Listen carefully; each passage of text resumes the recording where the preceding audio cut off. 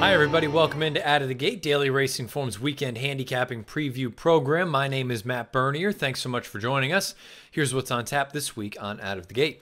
Mike Beer and I will kick things off with our Horse Watch segment, give you a couple of horses that you can throw in your DRF Horse Watch. We'll then roll it into the 3-year-old stakes race of the weekend, the big one down at the fairgrounds, the Lecomte Stakes. Derby points are on the line, and you're going to get so many different opinions, so many different angles for the Lecomte this week here on Out of the Gate. Nicole Russo, David Aragona, Craig Milkowski, Jonathan Kinchin. In each one of their segments, they're also going to dive into the Lecomte down at the fairgrounds. So you're going to have that race top to bottom covered from every angle. We'll also take a look at the Sunshine Millions Classic and the Palos Verdes. Hopefully Mike and I can smoke out a couple winners in there. And we'll wrap things up with our weekend's best bets, hopefully getting you out on a winning note this coming weekend. Without further ado, let's throw it into the opening segment, this week's Horse Watch. Time for our Horse Watch segment. Mike Beer, not necessarily in New York this time around, but Chad Brown, who's always well represented wherever he goes, he's got another good one. Yeah, I mean, let's be honest. Which one of us couldn't use a little more Chad Brown in our life? I mean, let's go down to Gulfstream Park. This is Connectivity, 3-year-old filly by Midshipman, making her career debut for Chad. She was very confidently ridden by Irad Ortiz here around the turn. You can see Irad's going to get her going now. She's a little green here, Matt, drifting over behind the leaders. She's going to jump to her wrong lead, but she doesn't stop running, gets herself back out into the clear pretty quickly. I like the way she finishes this race off, a big kick at the end to get up. I mean, there's just no telling how good this filly is. She has a little pedigree or dams a half to a Grade 1 winner on turf. We'll see where she goes. I was going to say, the fact that she was geared down after kind of weaving in and out like that, she clearly doesn't know what's going on just yet. Very impressive for Chad. I got a pretty impressive one, I think, in the grand scheme of things. This was on the main track on January the 12th down at Gulfstream. This is a horse called High Crime. Goes out for Darren Miller. At this point, the race is all over. Out there setting the fractions, goes off and draws and wins by more than 7 lengths. This was the first time this horse ran on the main track on dirt. The only other start to date came at Turfway Park over their synthetic surface. This effort right here earns a 90 buyer speed figure, geared down at the end. This is the Son of Violence. Again, goes out for Darren Miller. We'll find out ultimately about distance, where they choose to go with this one, if they're going to throw him right into stakes company, going to try winners for the first time. In the grand scheme of things, though, looks like a very promising effort right there from High Crime. 90 buyer in his maiden score most recently down at Gulfstream Park. Let's find out if some more 3-year-olds are on the up-and-coming effort. We're going to take a look down at the main event at Fairgrounds on Saturday afternoon for the 3-year-olds. This is the Lecomte. Kentucky Derby qualifying points on the line at the Fairgrounds Saturday afternoon. Race number 12 is the Lecomte Stakes. 3-year-olds going 1 mile and 70 yards. Let's take a look at that field. As always, head on over to the video.drf.com page on drf.com or the Daily Racing Forms YouTube channel. You can find the entire expanded stakes preview along with all the other videos that we end up putting out.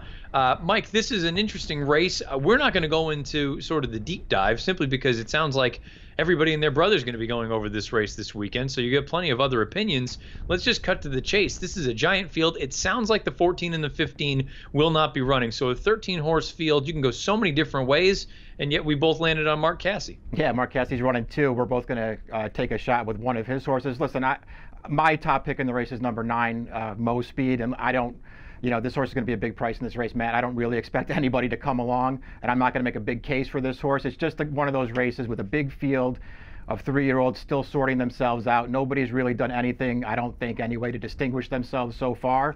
And so it's just the kind of race where I don't want to short price on anyone. Mo Speed is going to be a price in this race. This is his maiden win, 2 starts back. You can see it's on the turf. I thought he ran well in this race. He is going to easily outfinish a stablemate of his who was 3-5 in this race. Mo Speed exited this race, went to the fairgrounds, had his next start, reined off to the main track. So it was his first start on dirt, and he won again. And the race didn't come back fast, but the pace was slow.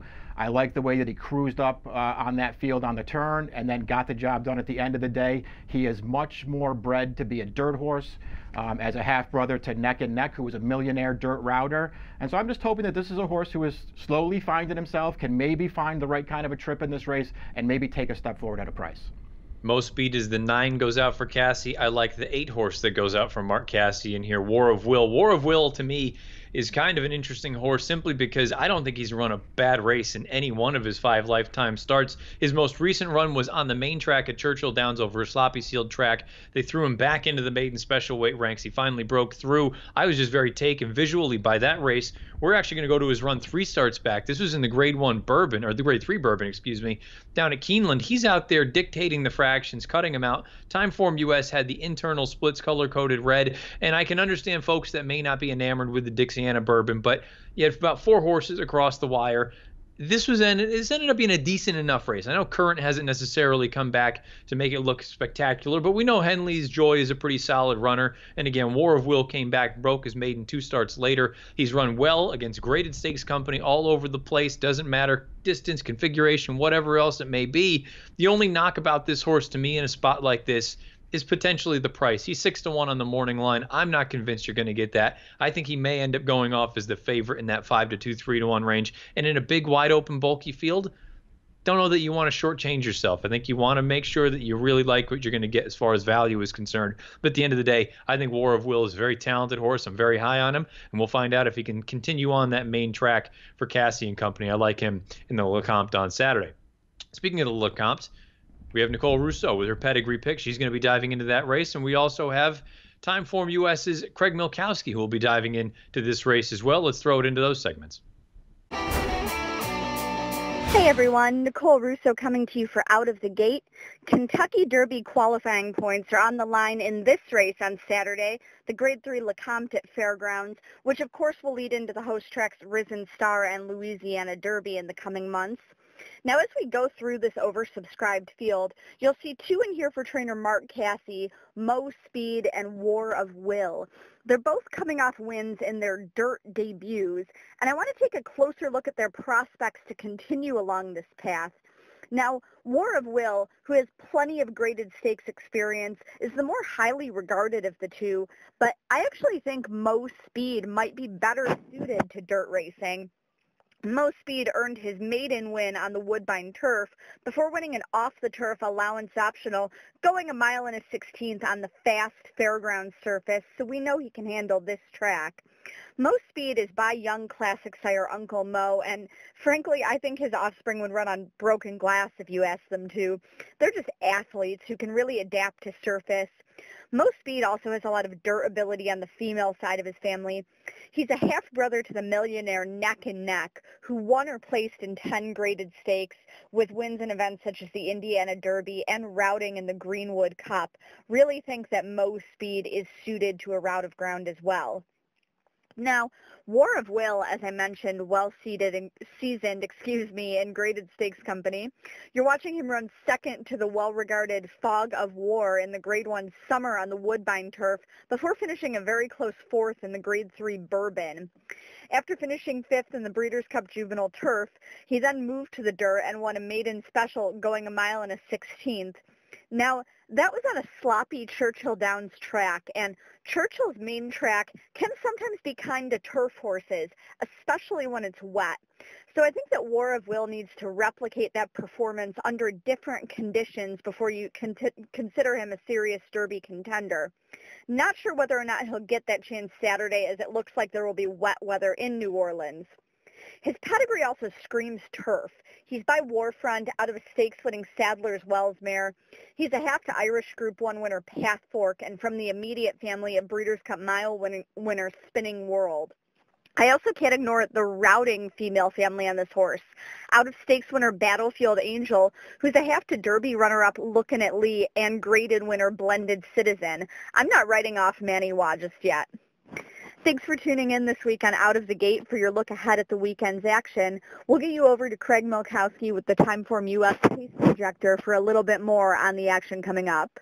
Hi, this is Craig Milkowski of TimeformUS for this week's edition of Out of the Gate. Today I'm going to take a look at the Lecomte Stakes at the Fairgrounds being run Saturday as the 12th race. It's a 1 70-yard dirt race for 3-year-olds, and it does offer points for horses trying to get into the Kentucky Derby come the first Saturday in May. And I want to start out looking at the preview page. I highlighted a few things on here. First, it drew a full field. We got 15 entered, one of which isn't also eligible, so he'll only get in should there be a scratch. And also, it just has a lot of speed. You'll see I have the box highlighted where it says see details, which is going to indicate we think it's going to be a fast pace. And I've highlighted most of the horses that have running styles of speed, leader, and tracker that kind of lead us to that, in addition to the big field size. That is one of the factors that determine our pace projection, is the field size. So anytime you get 14, it's almost assured that you're going to get that fast pace label. Let's take a closer look at the pace projector here. First, I want to point out a couple notes. We do indicate, just as we do in the preview page, changes like blinkers, where you can see the 7 horses adding blinkers. He's still shown near the back of the field, so not a huge deal with this horse. I guess they're probably trying to put a little bit of speed into him. We also note that the 5 horse is a deep closer in here, so he hasn't shown enough speed to actually make our picture without expanding it a little too far and making it hard to read. But you can see all the other horses are shown. We expect a 2 horse, so we'll look at here in a sec, to get a clear lead and be pressed by the 13. And it's just a tightly grouped, packed field. And like I said, anytime it's a big field like this, we think it's going to be a fast pace. One thing to note, just because we think it's going to be a fast pace doesn't necessarily mean that we're going to lean on closers. Speed still dominates in American races. So anytime there's a fast pace, it could aid the closers, but they still have to be good enough to win. Number 2, Malpace. That's a horse that we had indicated we expect to make the lead. And just a quick look, I don't really consider him a big contender. He just broke his maiden last time out. He draws inside, so he's almost surely going to show speed. He stretches out from those 2 sprint races. He went pretty quick last time. You note the fractions labeled in red. So I don't think it's any real surprise this horse is projected to be in front. I expect him to go and definitely be a part of the pace. The other one that we have up sitting just off of him is number 13, Manny Wah. And you can see from his past performances, he's tried routing 3 times already, and in each of those tries, he's been right up near the front. He's a horse that's backed up in his 2 stakes attempts. You can see in the Iroquois and his last time out at Churchill in a $100,000 stake, where he tried for the lead. The pace was even really quick last time, and he just kind of backed up through the stretch. In between those 2, he did win an allowance race. You can see we have that one circled at Keeneland, where we thought the track was could have been speed favoring. The red indicates most or all of the horses won right up on or near the lead that day. So his speed figures, his last was good in the sprint, but I do think he's a horse from that post especially. It's going to have a tough time with the pace. The next horse we're going to look at is number 12, Pluquet Parfait. He is a horse that's a morning line favorite at 9-2 in this group. Pretty high odds for a morning line, but in a field this big, it's not really a surprise. Probably pretty accurate. I imagine the favorite wouldn't go off any higher than 7-2 in a race like this, and probably even higher.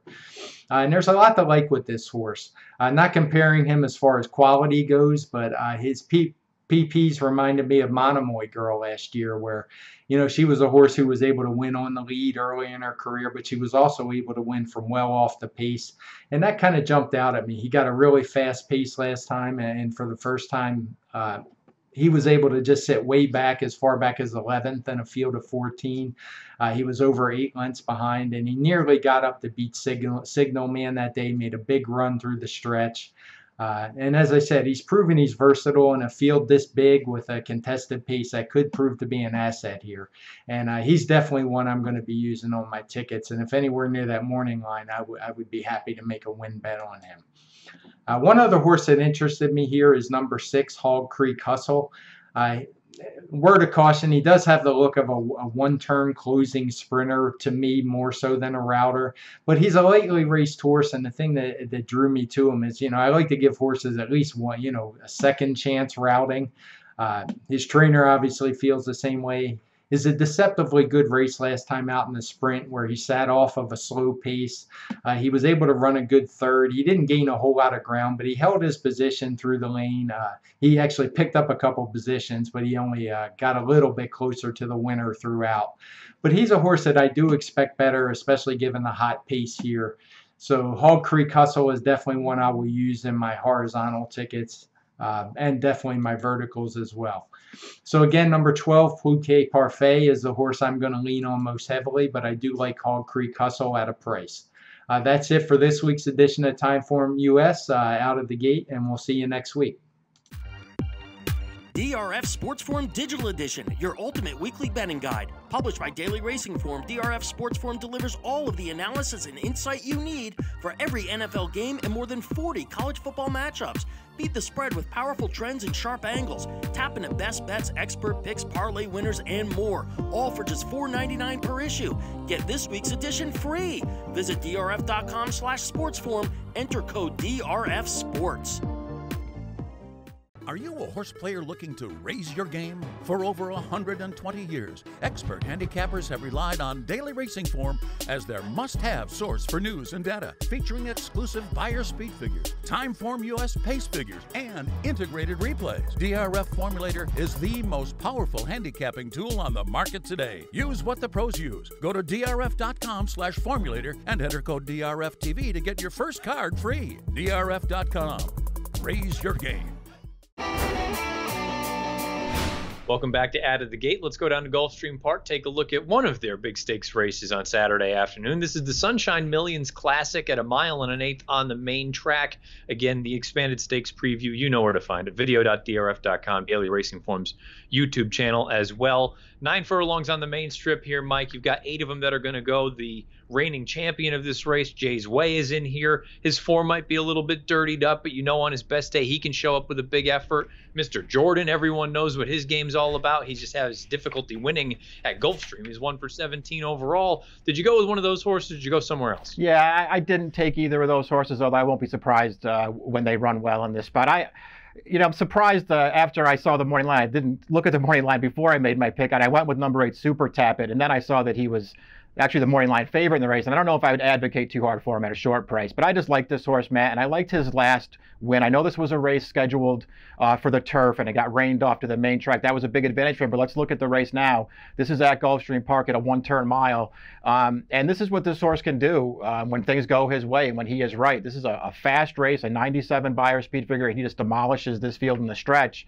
Maybe it had something to do with the shorter distance. He has struggled a little bit going longer in his career. But he has won around 2 turns before. He's run some good races at 9 furlongs. I'm just hoping he's found the right spot here. And who knows? That was his first time over the main track at Gulfstream. Perhaps he's just one of those Gulfstream horse for course kind of angles, because we've seen it in the past. Some horses take to it and some don't. You like the 8 horse on the outside. I like the inside runner, the number 1, Dalmore. Dalmore, I understand anyone that says he's only won at Santa Anita, he can't win anywhere else. Maybe that's the case, but you know what? I thought his most recent run at Laurel was quite good. Let's take a look at that Richard Small Stakes. He's out there. He cut out the fractions, and this is a horse that usually, in his recent runs anyway, he's come from more of a targeted position where he can sit off of a target and go on with it. But he's also had a number of races that they've mixed in there where they've just sent him to the front. The fact that he digs in his gamely here as he does, I thought this was a positive effort. I recognize he's 0 for 5 lifetime at this distance, but I don't think he's been embarrassed. He's 3 times a runner-up from those 5 lifetime starts. Then perhaps he works out a decent enough trip. If Jay's Way is intent on going, maybe they can get him off the inside and Dalmore goes and stalks. If Jay's Way wants to sit back and say go on with it, maybe Irad Ortiz is a little bit more aggressive on Dalmore. I'll take a shot with him in this year's Sunshine Millions Classic. Let's shift out to the West Coast. Santa Anita on Saturday afternoon. It's the Saturday DRF Bets race of the day, the Palos Verdes. Saturday's DRF Bets race of the day is the 9th out at Santa Anita. It's the Grade 2 Palos Verdes. Let's take a look at that field. You've got a field of 7, but all eyes, Mike, are on the number 7, Roy H. in here. He is the 2-time defending Breeders' Cup Sprint champion. He is soon to be a 2-time defending Eclipse Award champion sprinter. He's 4 to 5 on the morning line. There's really nothing to knock about this horse. He shows up. He has tactical ability. He can go to the lead. He can sit just off. Why is Saturday going to be a day that he stubs his toe? Yeah, I don't know that it is, and I just couldn't find a way to pick against this horse. He's going to obviously be a very heavy favorite. Let's go back to that second Breeders' Cup Sprint win at Churchill Downs in November. This is the 2nd year in a row he won this race. The 2nd year in a row he won this race very impressively with a 111 buyer speed figure. And it's, just worth pointing out that he exited the race last year and won the Palos Verdes at his first start of the season, and he won it easily with a 105 buyer. I don't know, man. I just couldn't pick against this horse. To be honest with you, I picked against him, but in all honesty, he's probably just better than these horses. He's probably just going to win.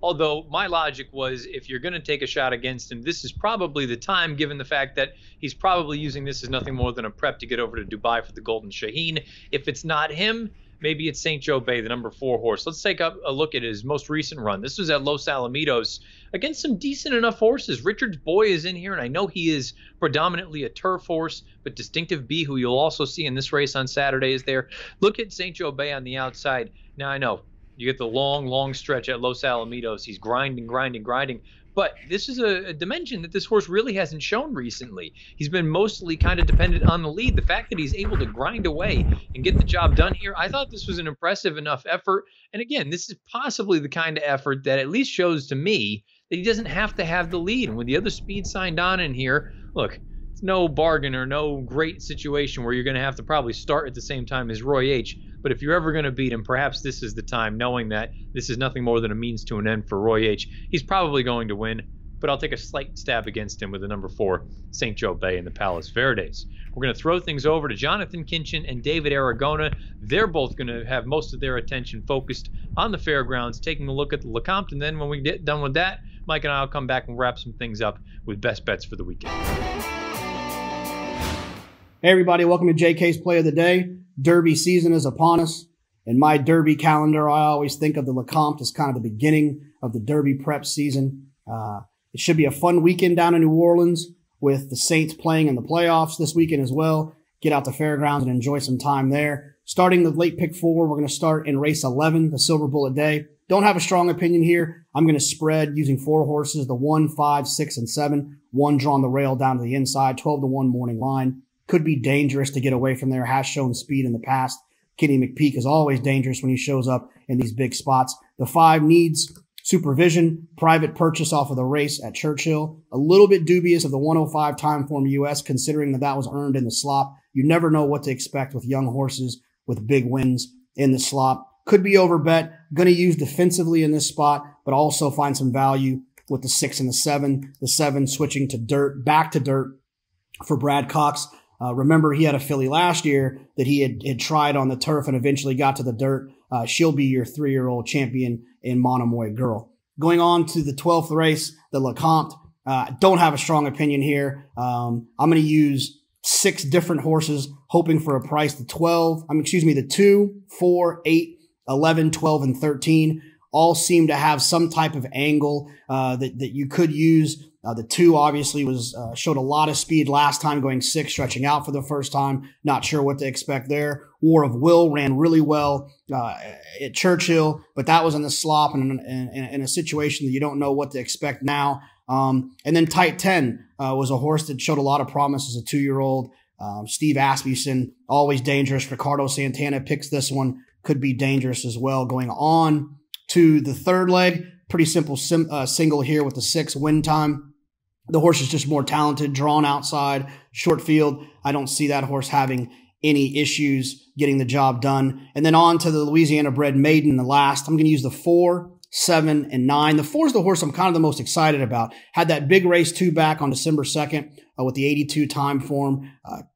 Changed trainers and then kind of had the dud. I'm thinking that horse could find the form that he had earlier in December versus what he had late in December. The 7, the 9-5 favorite, obviously makes sense on paper. And then I'm going to use the 9 a little bit as well on the outside, Boston Blind. Good luck. We'll see you next week.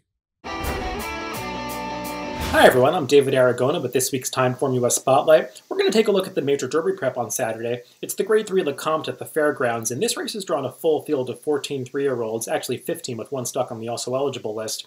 The 2 favorites are the number 4 horse Mr. Money and the number 12 Plisket Parfait. They're the only 2 horses with real positive graded stakes experience, as much of this field is stepping up out of Maiden Allowance Company, making it a highly competitive affair.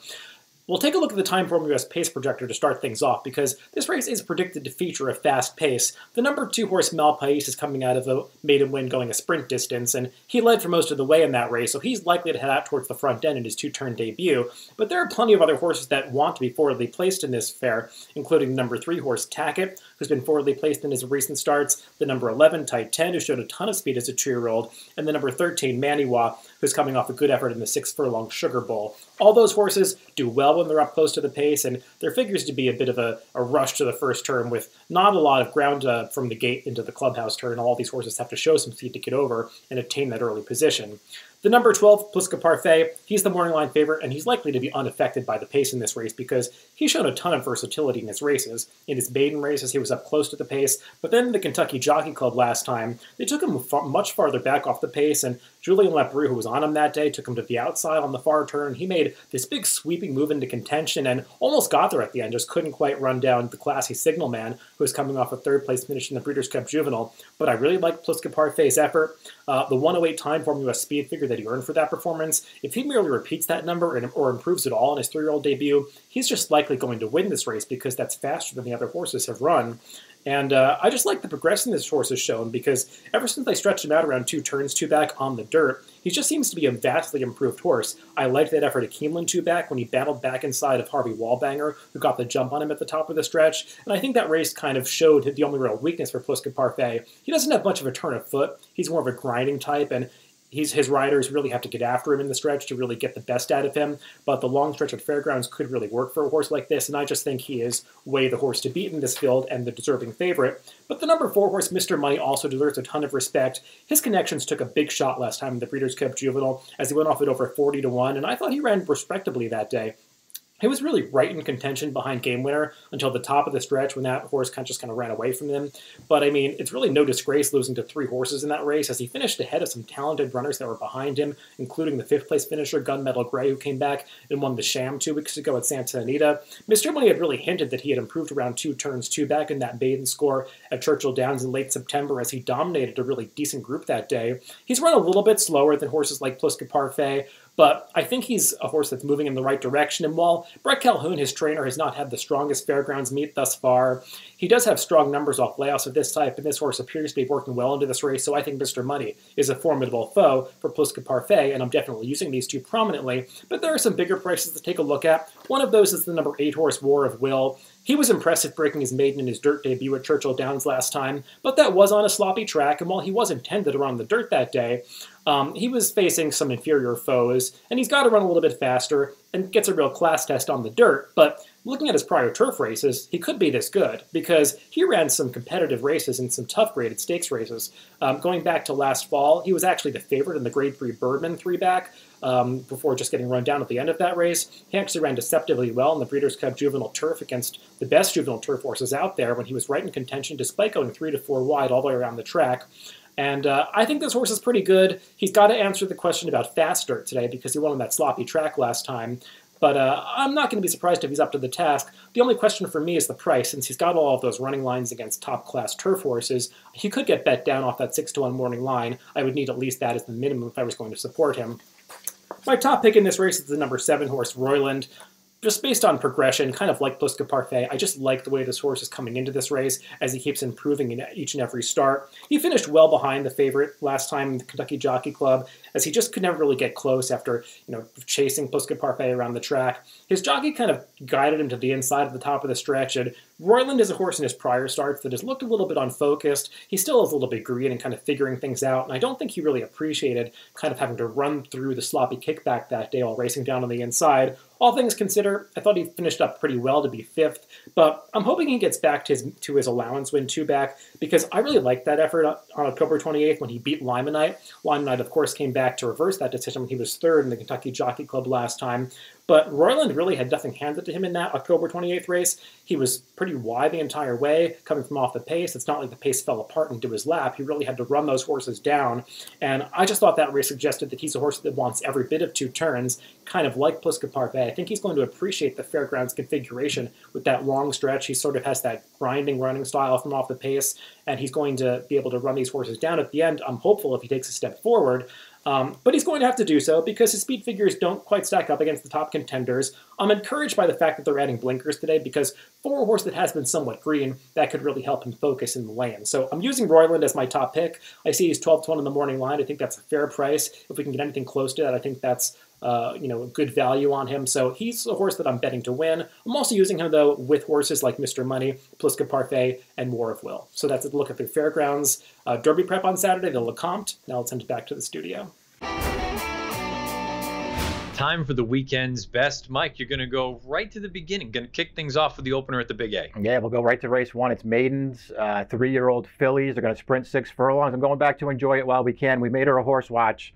About 3 weeks ago, she debuted at Aqueduct, caught a wet track, caught a stablemate of hers named Alicio, who had experience and had run 2 good races already.